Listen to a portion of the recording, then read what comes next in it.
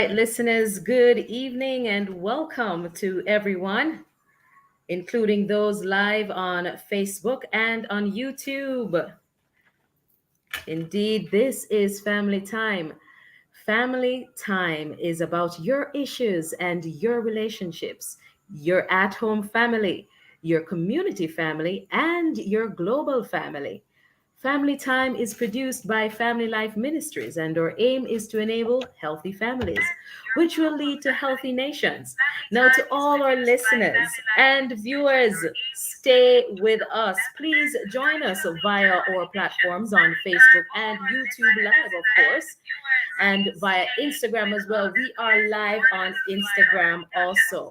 We love having you here and speaking about you here on Family Time with me and my co-host who was supposed to be here, but she's not. She's not feeling too well today, and that would have been Reverend Marsha Lawrence Davis. No, we are going to talk about something very important today. We want to talk about what's going on in the minds of the average teen female. What she's thinking and why. Who is she thinking about and what does she think about herself, about boys, her dreams, her aspirations, her fears, her career? What is going on in the mind of a teenage female? Do all teenage girls think the same? How can you tell that she's thinking different thoughts? What influences those thoughts? What do teens really want? We're going to unpack that a little bit more as we explore when a girl thinks. So, we're going to talk about it in the next hour, and we are going to also hear from our new friend, Pastor Clover, with a word of encouragement. But we want you to stick and stay with us, listen in, tune in. We want you to share your views as well via our WhatsApp numbers, and we want to ensure that our voice notes are no greater than 30 seconds. And of course, you can call in the numbers 876-997-3125 or call the studio lines at 876-968-8327 to participate. You can also watch us and comment on the live YouTube feed and also on Facebook. So we encourage you to share your thoughts. This is a very interesting topic as we explore when a girl thinks. Of course, when we come back, we'll be hearing from Dr. Joan Pinkney as she shares her professional perspective on when a girl thinks. So stick and stay. We're going to a break. This is Family Time, and we'll be right back.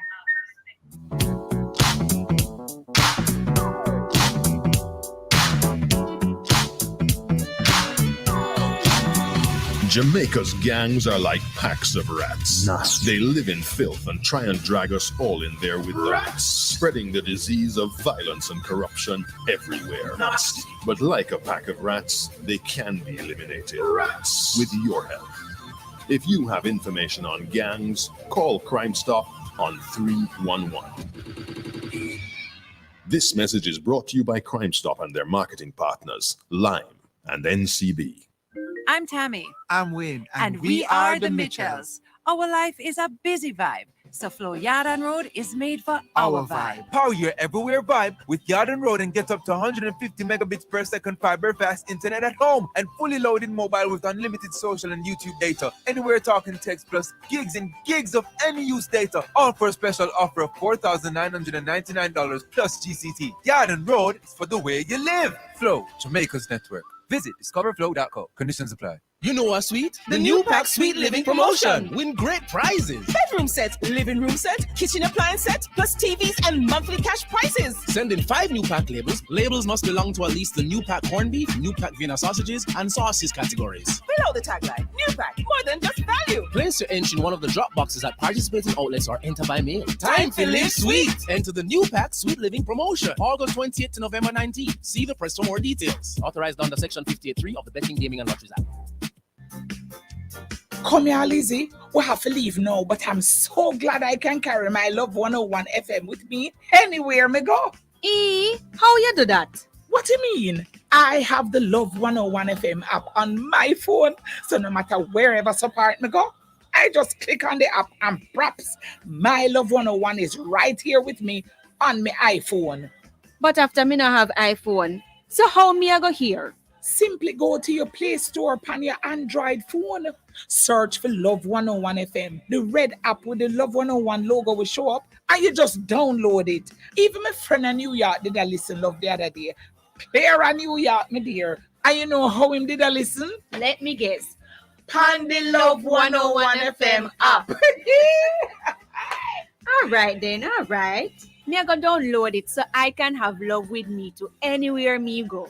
Have you downloaded the Love 101 FM app? Take Love 101 FM with you anywhere and listen anytime via the Love 101 app. Available in your Play Store for Android phones and on your iPhone in the App Store. Love 101 FM. We are here, there, and everywhere. The family station. Love 101. The family station.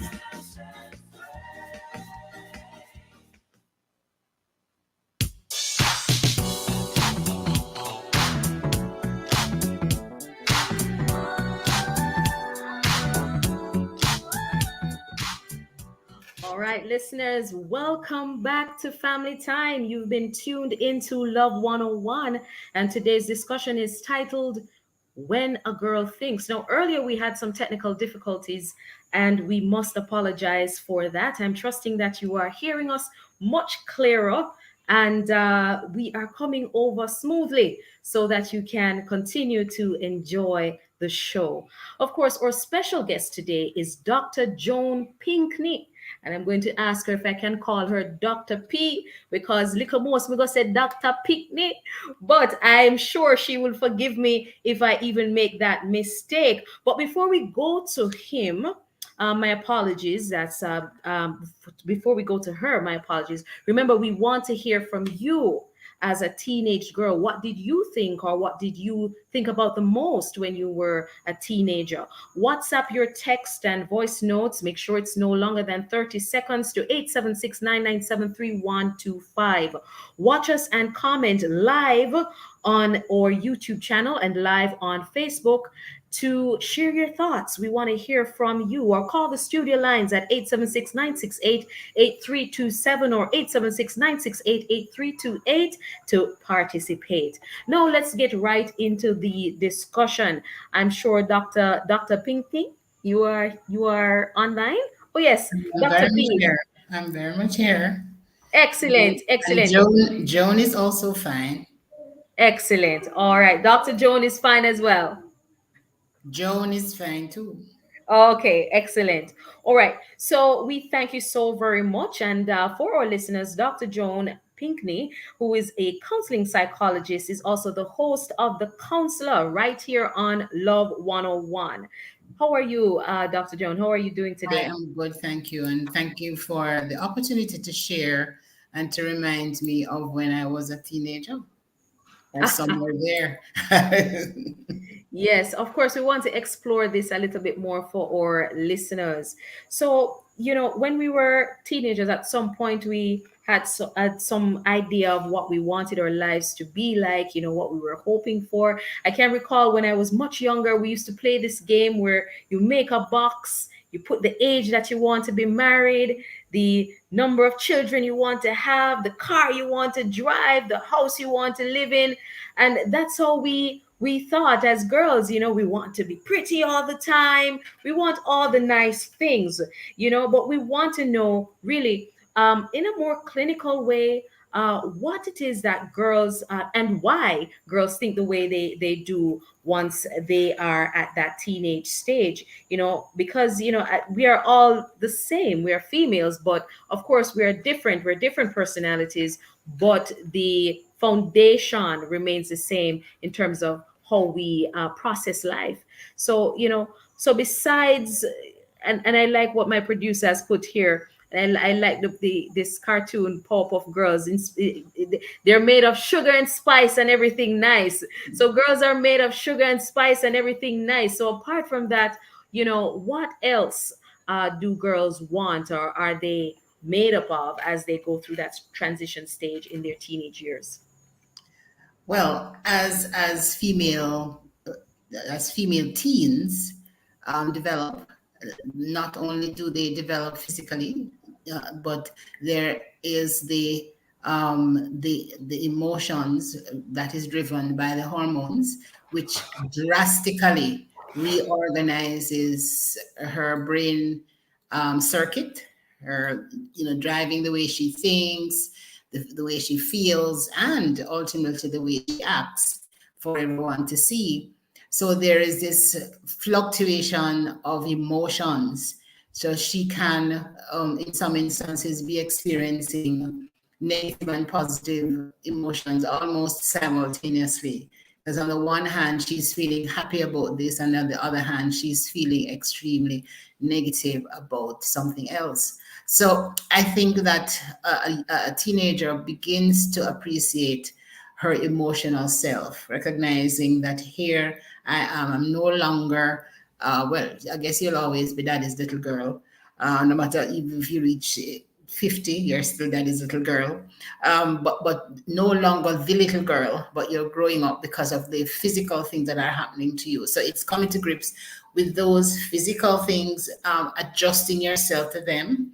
And a very big one is that you begin to have the hormones not only change the emotions as far as being sensitive is concerned, but also you begin to have various feelings. So feelings which are driven by attraction to boys, and that sometimes cause all the butterflies and so on to be in your heart, and you wonder what's going on, but it really is just growing up. So these changes, the physical changes and so on, can cause young ladies to feel good about themselves, that they're growing up, depending on how they have been empowered by their parents and also how they're recognized by their peers.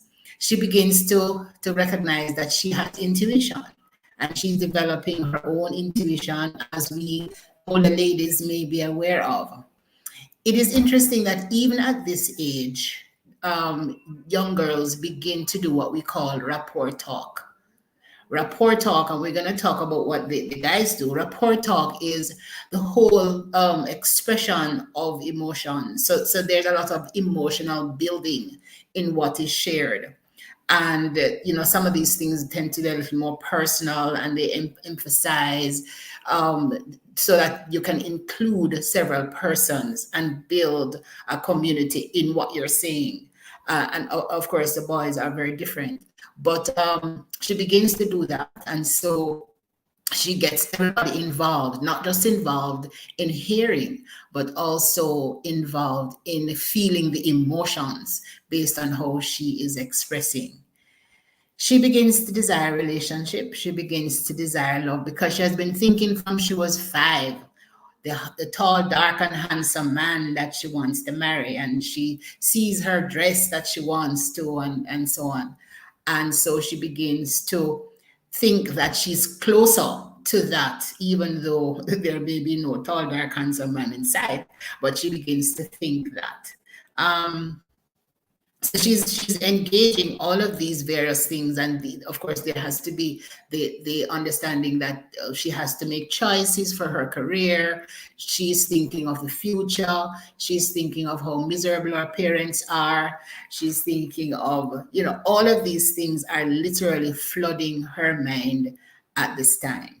And, we could go on and on and on. But essentially, I think what is, for me, the underlying issue is that her emotional self is emerging, and she's becoming an understanding and appreciation, a sense of where she identifies herself, as with the boys as well. But she's beginning to see herself as not just mama's or daddy's girl, but also as an individual. So all of these thoughts will push her into other thoughts, which we will talk about later. Okay, so this leads me to ask, perhaps it might be a premature question, but I'm still going to ask it because I know we're going to go in depth in the discussion. But it's often said that females mature much quicker than boys.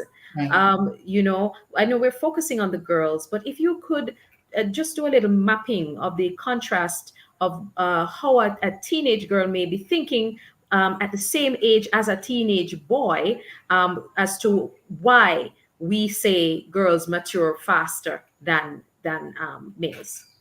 Well, a lot has to do with, of course, how the children are socialized. But Yes. generally speaking, you find that the girls are way ahead in their ability to reason, in their ability to look at things abstractly. The boys catch up over time, but you have the whole business of the left brain, right brain.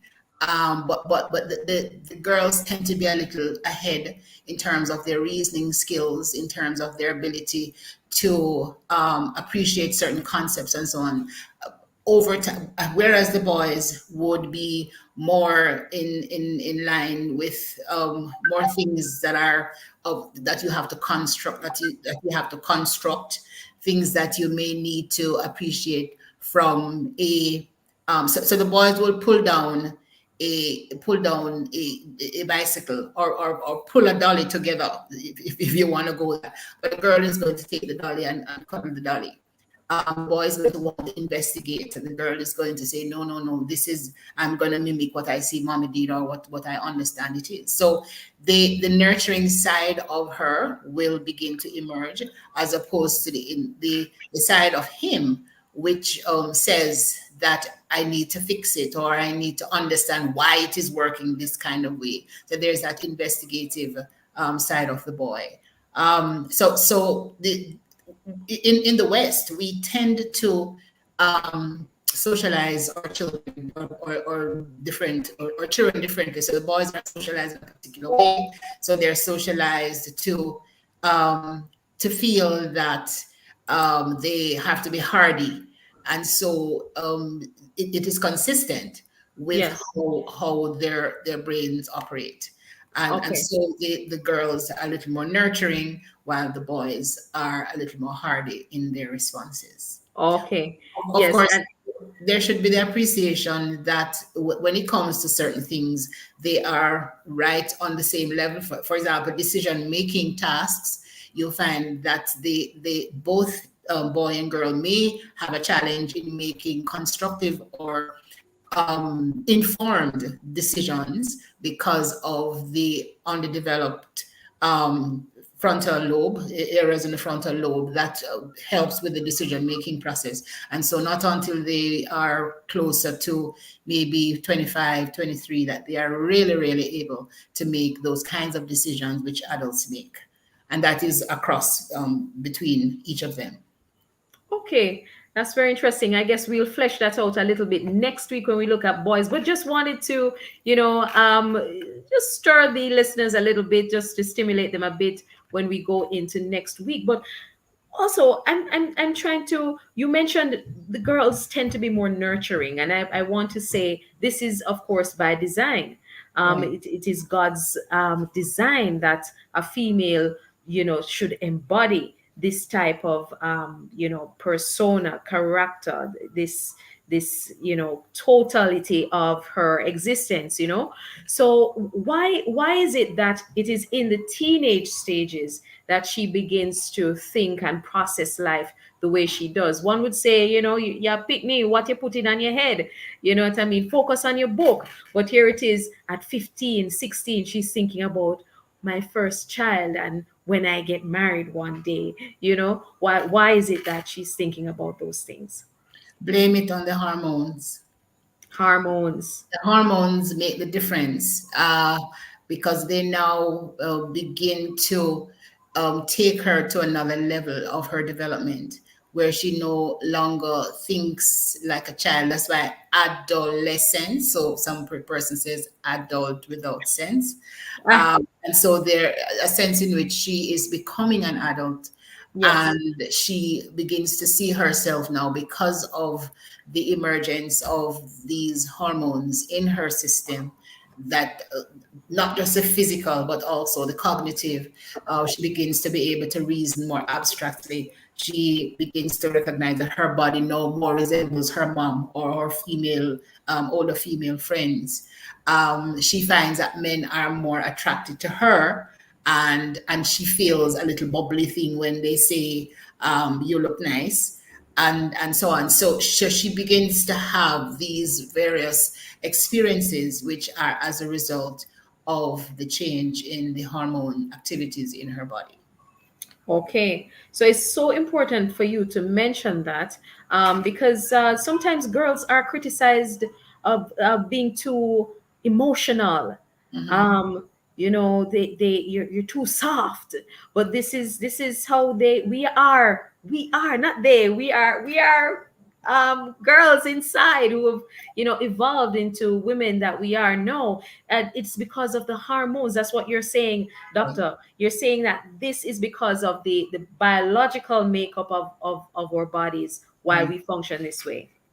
And so it is important that the parents are there, even though the teenage girls may feel like, I don't need my mother, I don't need my father, I need my peers. But it is important for the parent to, or guardians, to understand what's going on with the child and provide guidance, because they need to be able to respond to their emotions and not get carried away, because sometimes the emotions can be overwhelming, and especially if they are driven by needs, because sometimes you feel good when someone says, a male says you're pretty, because we have never really heard it from our father. There was no father figure to say that to us. So when we hear it, it's music to our ears, and it does something to our heart. It's almost like feeling a void, which was there. Of course, not really feeling the void, because very often those persons who are saying those things have another alternate, has an ulterior motive, unfortunately. Yes. But it does, and sometimes we girls go after that because the need to belong, the need for affirmation from a male is happening, and I like how it feels, and not necessarily realize, and we're being lured down the wrong road. And so this is why parents have to be there to guide the child, so that they understand and make those distinctions and manage those emotions. So Dr. P, I'm thinking, how can we help girls to process what they're feeling in their bodies to ensure that they are within line? Because I've often seen, and reflecting on my high school years, I recall some girls were a little bit more troublesome, for lack of a better expression, than others. Some were a little bit more expressive than others. Some tend to be more physically endowed than others. And based on what you've said, this is because of hormonal changes, right? But how can we help teenage girls as they think about their lives and feel the way they're feeling in their bodies to adjust gracefully, while still maintaining that level of control as a child? Right. How can we do that, groom them and guide them? What's your advice to parents when they begin to see that their daughter is processing and going through a transition into looking ahead into womanhood? I think that, and this may be after the fact, but it's a word to the wise for those who have young children, that you start with the grooming, if you will, the interaction from their little. From their 2, 3, you begin to help that you do the sex talk. Of course, it must be the appropriate sex talk. Yes. Be naming the body parts and understanding those. And so as a child grows, you graduate, and you graduate the information. So, or you escalate the information until when they get to a certain age, then you can speak openly about sex and body and men and that kind of thing. And so when they get to the age when they are actually in the teenage years, they would have had a thread or a continuous discussion with their parents about certain things. And so the fear would not be there, or the shame or the hesitation would not be there. And so it's important that you do that. However, if that does not happen, or that did not happen, and you'll recognize that the child is behaving certain ways, a lot of time the children not sure what to do or how to respond to these feelings that I'm having. And so you need to be able to say, okay, this is what's happening to my child. My child is behaving this way. And whether or not they want to say that the child is precocious or whatever, but the fact is that you now need to say, okay, not in a way which belittles them, but in a way Yes. that helps them to understand what is appropriate and what is not. I've had parents who have called me to ask me to speak to their child because they don't know how to say it. And so that is why I'm saying that developing a relationship from the early stage is very important. But if you have someone who you are comfortable with to speak with them about it, go right ahead and ask them. But it's always better that you sit and you talk with them about what it is. Sometimes you can speak about your own experience. Of course, you have to be cautious about that, because you don't want to, especially if your life has been, because we are all different, we make choices and so on, and sometimes the choices that we've made, we're not very proud of them, so we have to be careful what we say. But generally speaking, it's always better when the parent and the same gender parent too speak to the child about life and what's happening and what is appropriate, and as best as we can model what we're saying to the child. So we can't be saying that don't flirt or don't do these things or don't expose yourself when we are actually doing it. So we have to model what we let your words match your behavior, or your behavior match your words, so that your child can relate to that. Indeed, for children certainly do live what they learn.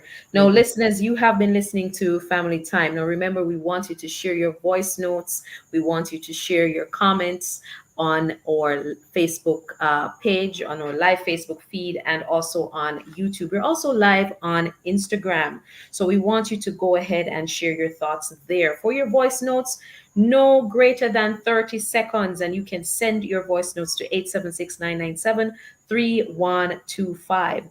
Watch us, and please do go ahead and make your comments. All right, so we want you to stick and stay. We are 1 minute to the hour of 6 p.m. We're going to a break.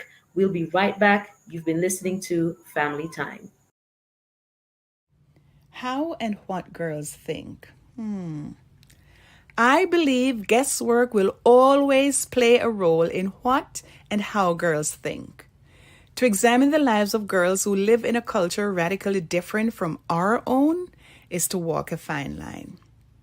On one hand, we must find ways that are familiar and accessible to our sensibilities. But on the other hand, we must be careful not to assign modern sensibilities to girls in general. Justice would not be done to this conversation without thinking about the girls in the Bible. Girls like Mary, the mother of Jesus. I mean, no one knows why Rebecca chose to marry a man she didn't know, just because her father's servant decided she would be perfect for him. Or what was Rebecca thinking when she led the Israelite forces into battle? Now, however you engage this conversation, the stories in the Bible show how many of these girls broke the mold and served God in unexpected ways. You can do that too. Philippians chapter 4 verse 8 says, "Whatsoever things are true, whatsoever things are honest, whatsoever things are just, whatsoever things are pure, whatsoever things are lovely, whatsoever things are of good report. If there be any virtue, and if there be any praise, think on these things." All right, those were some encouraging words from Pastor Clover. So, hope you're meditating on that. Hope our girls who are listening have taken some notes from those wise words spoken by Pastor Clover. We are going to a break. This is Family Time. Stick and stay. Importers, the Jamaica Customs Agency is reforming its clearance process, making it easier for you to clear your non-commercial and small value items using our simplified declarations. You will be able to clear your goods without physically visiting the port or a warehouse for customs inspection, making your clearance experience even better. The pilot begins October 2022 across all Marine Public Bonded warehouses. For further details, email Jamaica Customs at contactlessclearance@jca.gov.jm or telephone 876-922-51408. We're here to serve you. Jamaica Customs, keeping our customers in focus. There's certain moments in life you'll cherish forever. Like buying your first car, stepping into your first home, sending your child to university, starting that business you've always dreamed of. These are your great moments, and helping you achieve them is ours. Call Chris and Charles today. We have a loan for all the great moments in your life. Powering great moments since 1992. When you think loans, think Chris and Charles. What I count, yeah. Hey, me count, you count. Census say all of we count. Hey, you count, me count. Census say all of we count. Hey, information needed to develop the community. Them scouts them out and I get the reports. So don't bother hide when you see them. Census 2022. The Jamaican census will be conducted between September and December 2022. You count, me count. Grace, celebrating 100 years of taste that moves you. The time by Grace Foods is 6:03. Thank you so much for sticking and staying. This is Family Time, and we are discussing When a Girl Thinks. And of course, we have our guest with us, Dr. Joan Pinkney, as we continue to unpack why a girl thinks the things that she thinks. What happens to her as she goes through this transition phase of her life called the teenage years. These are the years of the growing pains, as they would say. But of course, we're learning more. I can recall, Dr. P, when I was growing up, I was in high school, and I recall our teacher, or art teacher, was teaching us the art form of surrealism. And she told us, paint what you envision for your life. And here I go painting a wedding dress, a church, money falling from the sky, flowers, a big wedding ring, all these things. Who taught me to think like that? Why is it that we often go to that kind of thinking? What structures us? Is it just the way we're socialized? Or is it just something that's innate because of, again, you say the hormones? But how do the hormones inform or how our pattern of thinking and what we desire, really? We'd like to hear even from you as an expert. What were your thoughts when you were a girl, Dr. P?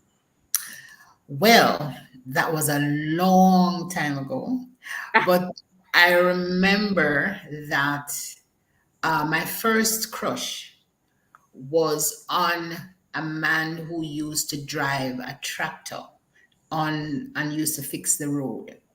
Yes. In the street.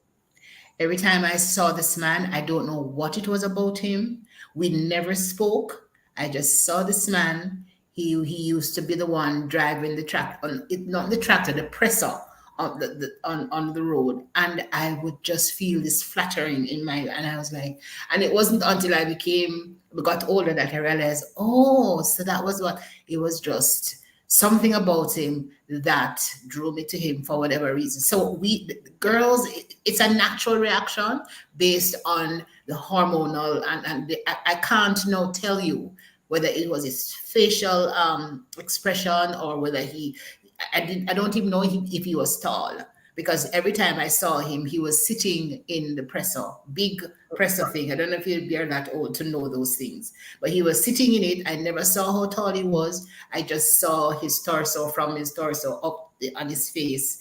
He never looked at me, But I just looked at him and I just found that this man was so fascinating.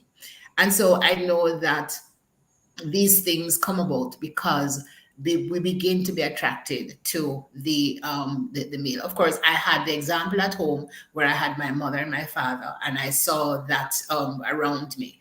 And Yes. of course, you know, at school they talked a lot about boyfriends and so on. So all of those things, I think, plus your inner clock, your inner biological clock, you get to that point. In the same way that when you get to say 25, 22, 23, on to 30, you begin to think wanting to have a child.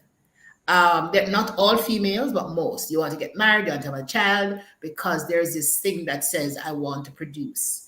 And so I think that God in his wisdom, he allowed for these things to happen. I remember Mary, when Jesus said to her, when the angel said to her, you're going to, she was about 13, you're going to be with child. And she says, but how can this thing be? I've never been with a man. So she understood the whole business of sexual intercourse and so on, and how it should be, and the context within which it should be.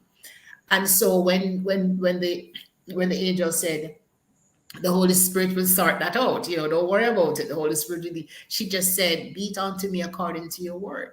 So while she understand the biology that is associated with making a child, she also understood that God could do anything because God is all wise and all able. And so her upbringing influenced how she responded to the angel. So I think that also has to do with the way that we respond to this, our circumstances, or upbringing, or our needs, or unmet needs. Because as I said earlier, sometimes a girl didn't have, and it's unfortunate that most of our girls in our society, certainly our teenage girls, didn't know their father, didn't grow up with a father. It's single parent home. And so a father figure was never there. And there's this void, there's this yearning for a male figure. And so they get involved with men sexually, not because of the sex, but because of the attention that they would have received, the void, so-called, that is being filled, not having that male figure in their life. And so I think it's a combination of things that pushes or influences a girl wanting to be married, wanting to have these kinds of things that you have dreamt about when you're little, and just wanting to bring those things to the fore and to bring them into reality. Yes. You know, as you were speaking, you know what came to me, the passage of scripture from 1 Timothy chapter 5 and verse 2.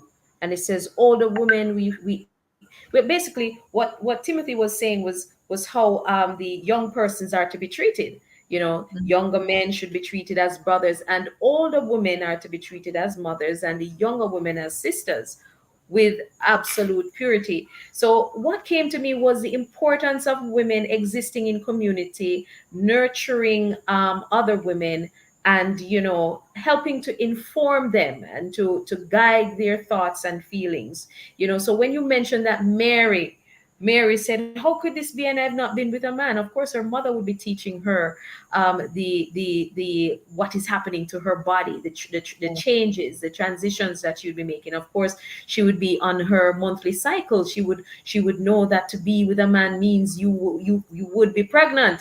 So here she comes with this logically. So I'm saying this for our listeners, that it's important for us to support our girls, to help to guide them, and for us women who have gone ahead to look back and to show you know, these young women the way, and to guide them so they can process in a healthy way how they're feeling and how they're making their transition into womanhood. So here it is.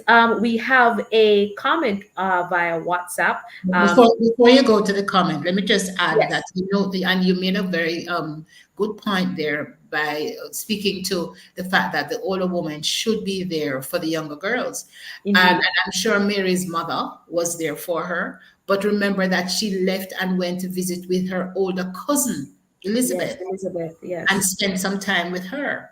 And of course, and then she recognized when she went that she was also pregnant.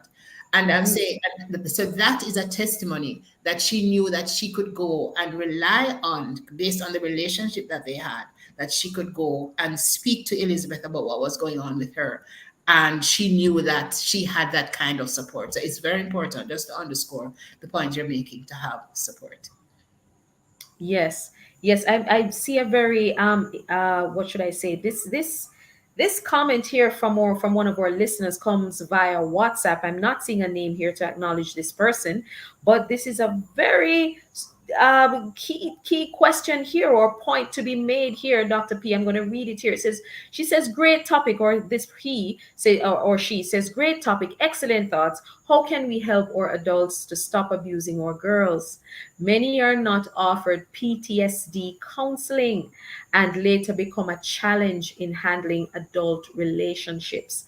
So this is a whole another topic here, Dr. P. But if you can just touch on it, and perhaps our producer Kathy is a little bit stirred to see how we can unpack this, because a lot of persons might be wondering what is PTSD and all of these kinds of things, because a lot of women do suffer from that. But that's a whole nother topic. But shed some light on what you think in terms of protecting our women or young women from abuse and how to treat with the effects of trauma. Well, just to say that PTSD is really post-traumatic stress. That's what the person is referring to. The fact is that hurting people hurts people. And so if you have been through abuse, if you have lived that, you may not know or may not be able to transition to know anything else. And so some persons have become numb to they don't know how to show empathy. They don't know how to show sympathy because of what they have been through. And so handling it is difficult. And as the person said, no, but they have not had any counseling, having been abused and suffering from post-traumatic stress, meaning the stress related to the abuse. So they're still raw. They're still on no intervention has been applied. And so they don't know anything different. And so you find that they will do things sometimes and they don't even consider it to be abuse because that is what they've been accustomed to. And so they're literally living their life. And as I said, hurting people hurts people.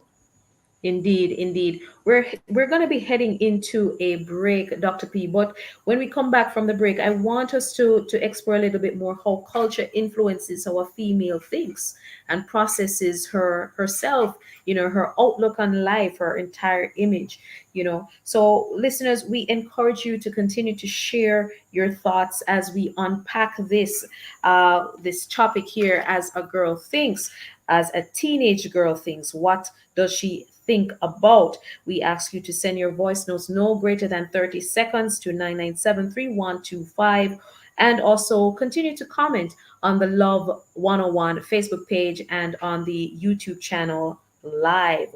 All right, so we are going to a break at the moment. You've been listening to Family Time. Stick and stay. We'll be right back.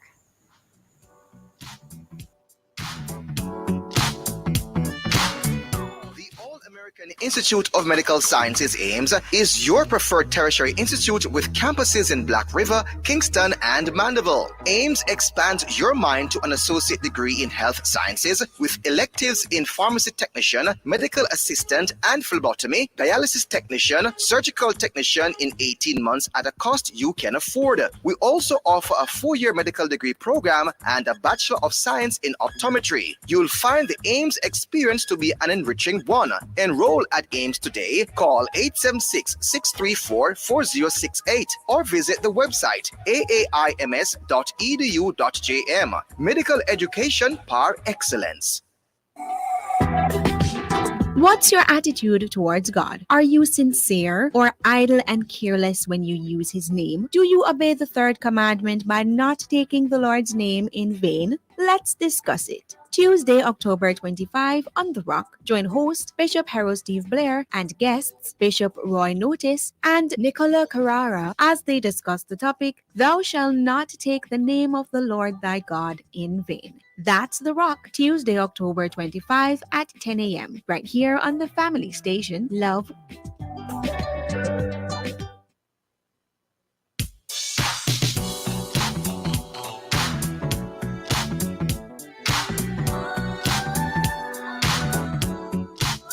Yes, welcome back, listeners. You were listening to Family Time, and you are now back with us as we continue to unpack the topic When a Girl Thinks with Dr. Joan Pinkney.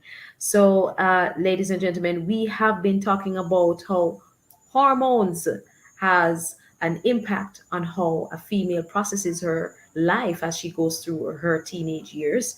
And we want to see now how culture has also influenced the choices and how that female young girl would shape her thoughts about her life and the feelings that she has about her environment and where she can go.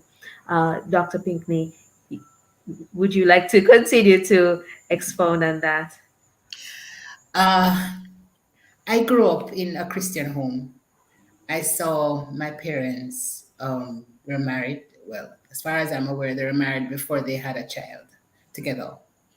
And so that set the pace for me in terms of how I should treat with my own life. In my community, when everybody else was Christmas Eve, Christmas night, and everybody else, I kid you not, was at party or something. You know where I was? Church, or I was at home. And so at some point, I felt that I was missing out, and maybe in some instances I was.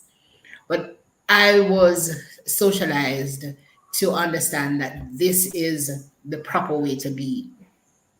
So that has influenced my life. That has influenced how I have guided my children, my girls, my son. What am I saying? I'm saying that even though there is a particular culture around in the community, but the home is where it starts. The home is where it starts. It starts with the home as to what you see, and how your parents treat you.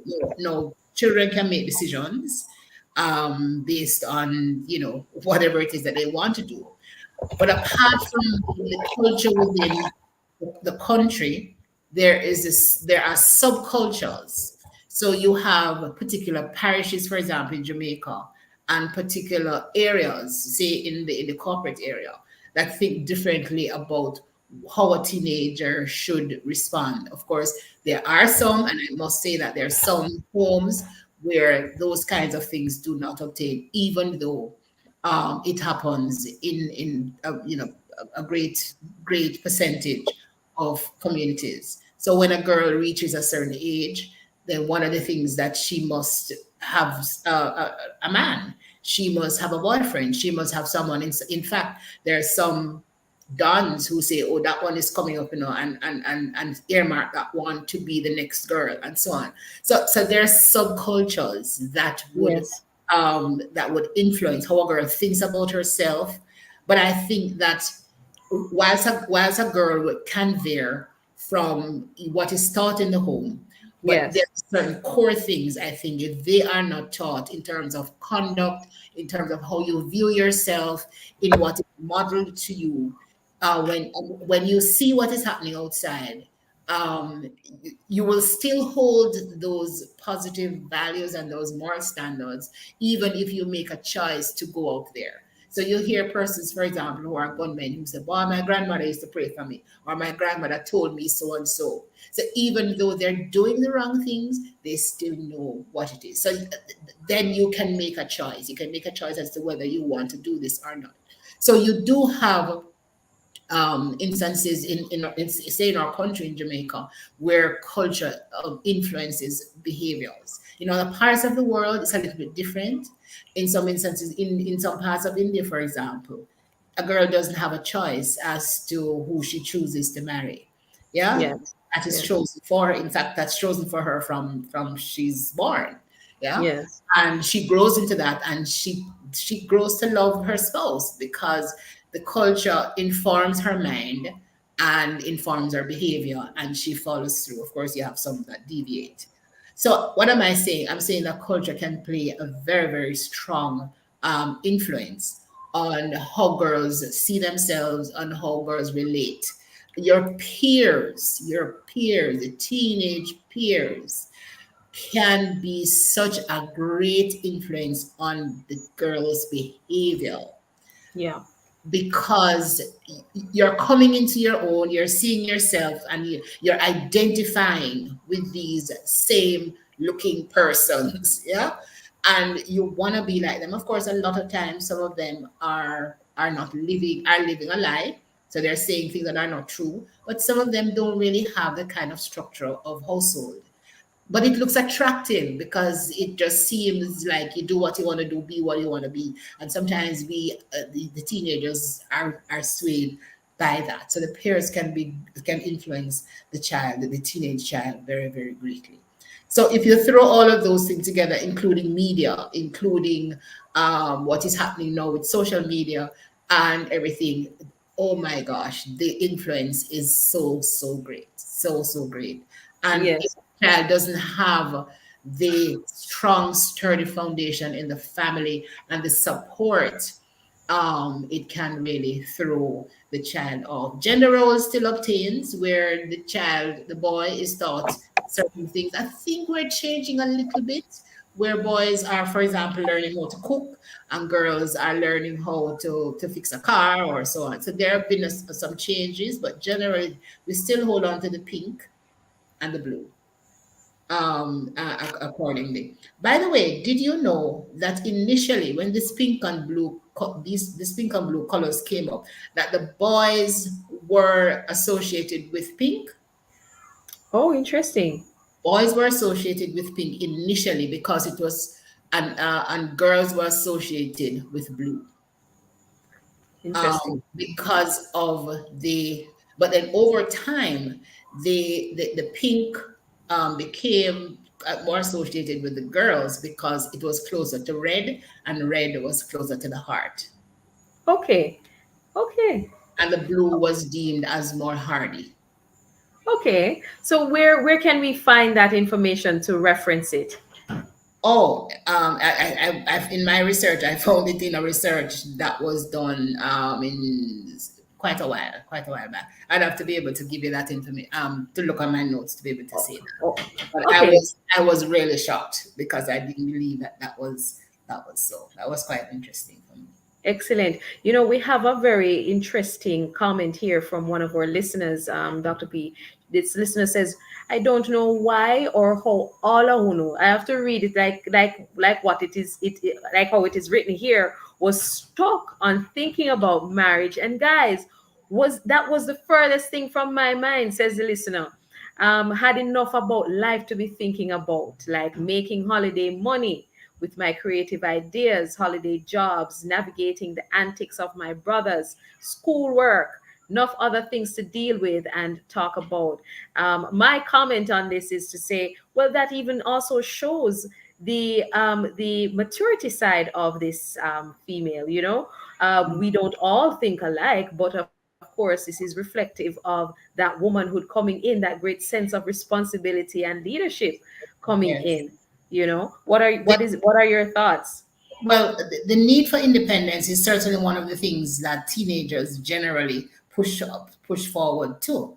Wanting to do your own thing. But remember, I said earlier too that our behavior sometimes is guided by our unmet needs or the needs that we think that we need to deal with right now.